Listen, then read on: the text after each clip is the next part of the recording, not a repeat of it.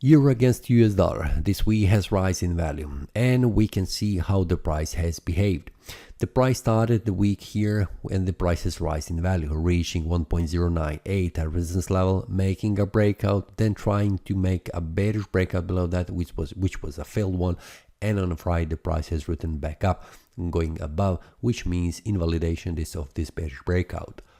The weekly time frame shows us currently the week has closed with a bullish candle, going and making a bullish breakout, and the monthly time frame has continued to rise in value. We can see this month, where we have 2 more weeks until this month closes, it's trying to make a bullish breakout about 1.09860, which is a very important price level for the price. Now, what will happen in the next 2 weeks? We can see that very important for the monthly time frame is to stay above, and especially if the price goes above 1.1 price level, this will be a very important bullish breakout for the price.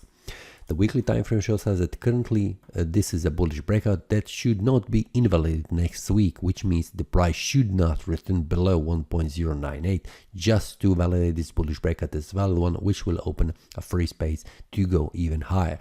And the next level where the price could stop is around this one here, which is 1.1 and also 1.11.